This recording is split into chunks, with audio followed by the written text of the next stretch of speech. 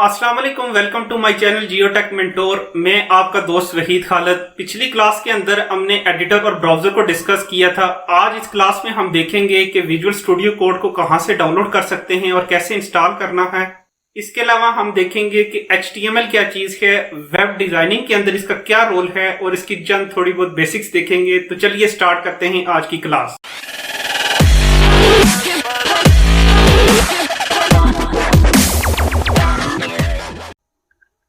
तो सबसे पहले हम इंस्टॉल करते हैं अपना एडिटर विजुअल स्टूडियो कोड। उसके लिए आपने कोई सा भी ब्राउजर ओपन कर लेना है। मेरे पास चूंकि गूगल क्रोम ऑलरेडी इंस्टॉल्ड है, इसको मैं ओपन कर लेता हूं। तो यहां पे गूगल पर जाकर आपने लिखना है विजुअल स्टूडियो कोड। जो सबसे पहला आपको लिंक नजर आएगा, इसको ओपन कर लेना है आपने न्यू टैब के अंदर, और इस तरह आपको विजुअल स्टूडियो कोड की वेबसाइट शो हो जाएगी। इसके लिए यहाँ पर आपको बहुत सारे ऑप्शन नजर आ रहे होंगे, लेकिन आपने यहाँ पे जाना है डाउनलोड के अंदर। डाउनलोड के अंदर भी बहुत सारे ऑप्शन हैं। आपका जो भी ऑपरेटिंग सिस्टम है आप उसको उसके मुताबिक इसको इंस्टॉल कर सकते हैं। मेरा चूंकि विंडोज़ है तो विंडोज़ के मुताबिक इसको मैं इंस्टॉल कर सकता हूँ। आपने चूंकि स्टेबल वर्जन इसको डाउनलोड करना है।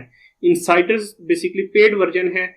पेड वर्जन आपने इंस्टॉल नहीं करना, आपने स्टेबल वर्जन इंस्टॉल करना है। तो यहाँ इसके डाउनलोड के बटन पे क्लिक करना है, एक न्यू विंडो ओपन हो जाएगी। स्टार्ट डाउनलोड के बटन पे क्लिक करेंगे तो डाउनलोड हो जाएगा। ये टोटल 79 MB का है। मेरे पास चूंकि ऑलरेडी डाउनलोडेड है तो मैं इसको दोबारा डाउनलोड नहीं कर रहा, इसको कैंसिल कर रहा हूं। तो जब ये डाउनलोड हो जाएगा तो आपको इस तरह VS कोड का आइकन नजर आ रहा होगा, तो इसको आपने डबल क्लिक करना है। फिर आपने सबसे पहले जो विंडो नजर आएगी उसको एक्सेप्ट कर लेना है। आई एक्सेप्ट द एग्रीमेंट, इसके ऊपर क्लिक करना है, नेक्स्ट कर देना है और इसको आपने नहीं छेड़ना। यहाँ फिर आपने नेक्स्ट कर देना है और इंस्टॉल के बटन पे क्लिक करना है। मेरे पास चूंकि ये ऑलरेडी इंस्टॉल्ड है इसलिए मैं दोबारा इसको इंस्टॉल नहीं कर रहा और इसको कैंसिल कर रहा हूं।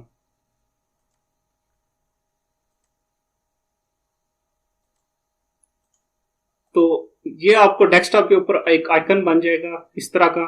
तो इसको ओपन कर लेना है आपने डबल क्लिक करके।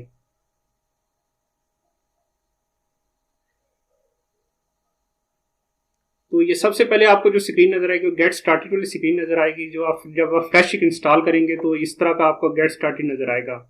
अब हम चंद एक सेटिंग करने लगे हैं विजुअल स्टूडियो कोड के अंदर। ये सेटिंग इसलिए जरूरी है ताकि कोडिंग के दौरान हेल्प मिल सके। विजुअल स्टूडियो हेल्पफुल इसी वजह से है कि इसके अंदर बहुत सारी एक्सटेंशन मौजूद हैं जो कि हमें हेल्प करती हैं कोडिंग के दौरान। तो यहाँ पे आपको साइड में एक बार नजर आ होगा, इसके ऊपर चंद एक आइकन्स बने होंगे। इसके ऊपर जो लास्ट वाला आइकन है एक्सटेंशन का, इसके ऊपर आपने क्लिक करना है और यहाँ पर जाकर आपने एक्सटेंशन को सर्च करके इंस्टॉल करना है। सबसे पहले एक्सटेंशन जो हम इंस्टॉल करने जा रहे हैं वो उसका नाम है इमिट। ये इमिट क्या चीज होती है और क्यों हेल्पफुल है कोडिंग के दौरान, ये मैं आने वाली वीडियोस के अंदर बताऊंगा। बस जस्ट आप इसको इंस्टॉल कर लें।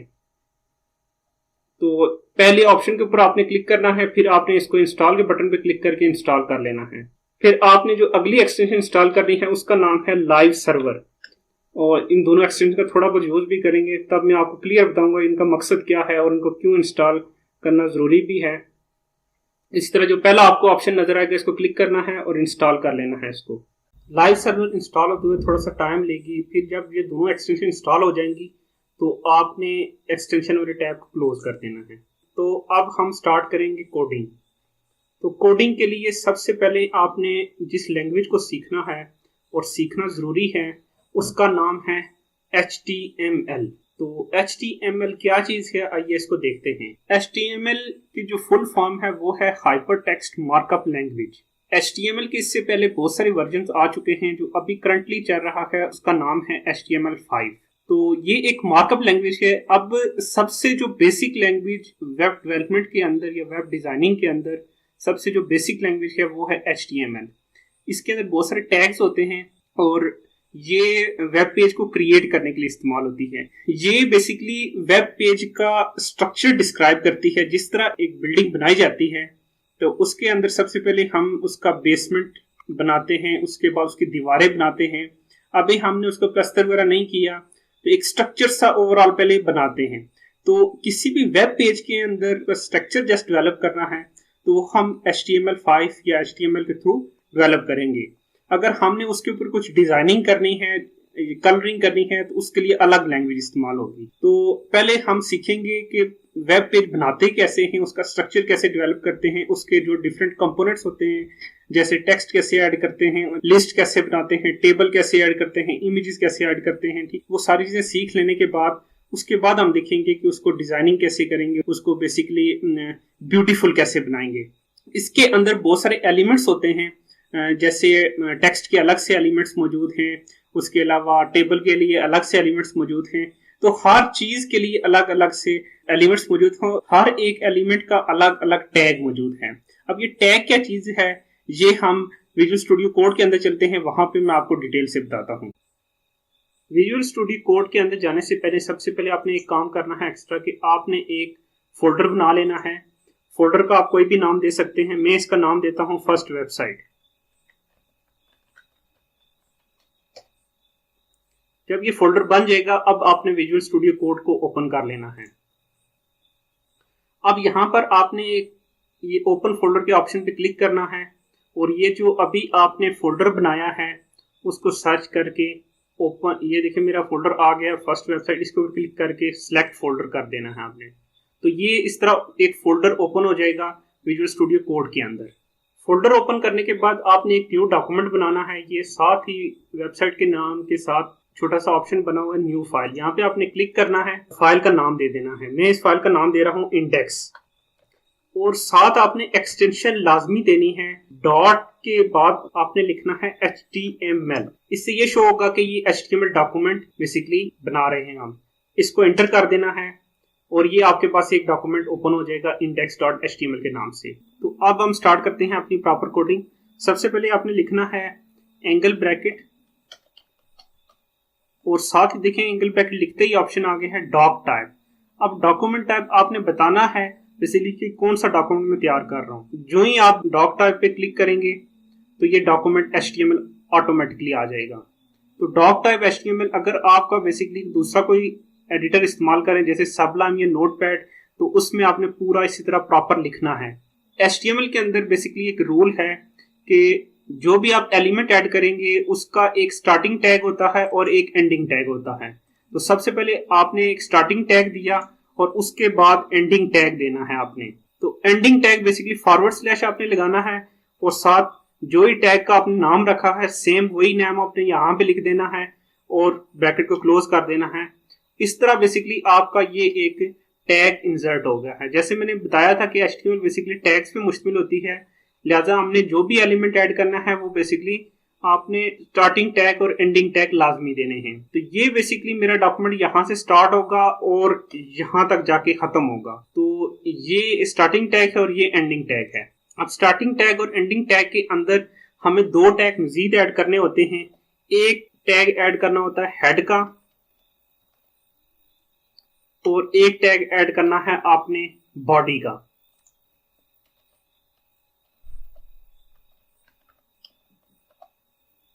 अब आपको नजर आ रहा होगा कि बेसिकली मैं स्टार्टिंग टैग इंटर कर रहा हूं और टैब दबा रहा हूं और ऑटोमेटिकली क्लोजिंग टैग खुद ब खुद आ रहा है। तो ये basically visual studio code editor का एक फायदा ये है कि स्टार्टिंग टैग आप लिखते हैं और एंडिंग टैग खुद ब खुद आ जाता है, तो इस तरह गलती के चांसेस कम होते हैं। तो ये एक HTML पेज का बेसिक स्ट्रक्चर बन गया है। अब मैं अगर बॉडी के अंदर कुछ भी लिखता हूं तो वो बेसिकली मेरे वेब पेज के ऊपर शो हो जाएगा। जैसे मैं कुछ भी लिखता हूं, this is my first page, और इसको आपने सेव कर देना है। अब वेब पेज आपने क्रिएट किया, इसको ओपन कैसे करना है ब्राउजर के अंदर। इसके दो ऑप्शन हैं। पहला तरीका ये है कि जहां पे आपने फोल्डर क्रिएट किया हुआ है उसको ओपन कर लें, और उसके अंदर आपको देखिए इंडेक्स के नाम से एक फाइल नजर आ रही होगी।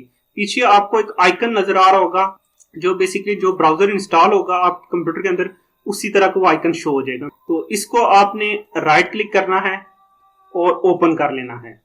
तो देखें विजुअल स्टूडियो कोड के अंदर मैंने लिखा था this is my first page, तो आपके वेब पेज के ऊपर भी वही लिखा शो हो गया है this is my first page. इस तरह आपने वेब पेज क्रिएट कर लिया है और उसको बेसिकली ब्राउजर के अंदर शो भी कर लिया है। अब यहाँ पे देखें कि आपको उस फाइल का पूरा एड्रेस शो हो जाएगा। कि जहां पे फाइल पड़ी हुई है, जैसे सी ड्राइव के अंदर यूजर मोहम्मद वहीद, आगे डेस्कटॉप फर्स्ट वेबसाइट, और फर्स्ट वेबसाइट के अंदर जो डॉक्यूमेंट था index.html वो बेसिकली शो हो गया है। तो पहला तरीका ये था कि इस तरह आप ओपन कर सकते हैं। दूसरा तरीका ये है, चूंकि मैंने इसके अंदर लाइव सर्वर की एक्सटेंशन ऐड की हुई है, तो यहां से राइट क्लिक करके आप ओपन विद लाइव सर्वर कर सकते हैं। जब मैं ये करता हूं ओपन विद लाइव सर्वर, तो आप देखें वही वेब पेज मेरा यहां पर भी ओपन हो गया है। लेकिन अब इसका देखें एड्रेस चेंज हो गया है कि 127 अभी कोई आईपी एड्रेस आ गया, उसके बाद वेब पेज का नाम आ गया है। बेसिकली इसी वेब पेज को वो लाइव सर्वर के थ्रू शो कर रहा है। अब इन दोनों तरीकों के अंदर डिफरेंस क्या है कि जब आप सिंपली ओपन करते हैं फोल्डर के अंदर से फाइल को, तो वो बेसिकली अपडेट नहीं होती जब तक आप वहां से सेव करके यहां पर आकर रिफ्रेश नहीं करें। जब तक आप रिफ्रेश नहीं करते ये वेबसाइट पुराने का पुराना शो रहेगा। जैसे मैं आपको यहाँ पे दिखाता हूं कि अगर मैं कुछ यहाँ पे चेंजेस करता हूं,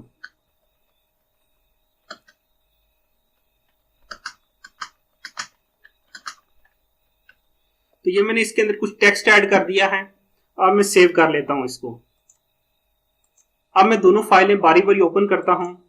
ये देखें, जो फाइल मैंने फोल्डर के अंदर जाके ओपन की थी वो अपडेट नहीं हुई, क्योंकि यहां पर अभी तक मैंने रिफ्रेश के बटन पे क्लिक नहीं किया। लेकिन जो पेज मैंने लाइव सर्वर के थ्रू ओपन किया वो देखें ऑटोमेटिकली अपडेट हो जाएगा।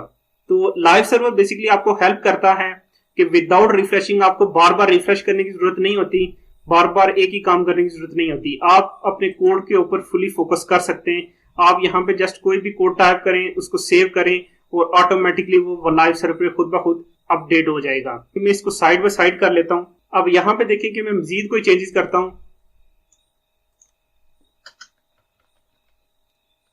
तो जो ही मैंने इसको सेव किया, देखिए कंट्रोल एस से भी आप सेव कर सकते हैं। तो जो ही मैंने बेसिकली कंट्रोल एस दबाया, ये ऑटोमेटिकली यहां पे शो हो गया। जबकि जो दूसरा पेज है उसको चूंकि मैंने अभी तक रिफ्रेश नहीं किया, तो अभी तक वो अपडेट नहीं हुआ। तो अगर जो ही मैं इसको रिफ्रेश करूंगा तो ये ऑटोमेटिकली सारा का सारा टेक्स्ट इसके अंदर से अपडेट हो जाएगा। तो ये फायदा है लाइव सर्वर का। तो होप्स हो कि आपको ये चीज समझ आ गई होगी कि लाइव सर्वर क्या काम करता है, कि वो आपको बेसिकली सारी चीजें लाइव दिखा रहा होता है। जो चेंजेस कर रहे हैं आप, वो सारी की सारी आपको लाइव दिखा रहा होता है। आई होप आज की क्लास आपको बहुत पसंद आई होगी। अगर पसंद आई है तो लाइक का बटन प्रेस करें और अपने दोस्तों के साथ भी शेयर करें। और इसी तरह की मजेदार और इन्फॉर्मेटिव वीडियोस देखने के लिए मेरा चैनल को सब्सक्राइब करें और साथ बने बेल आइकन को भी प्रेस करें। मिलते हैं नेक्स्ट वीडियो में, तब तक के लिए अल्लाह हाफिज।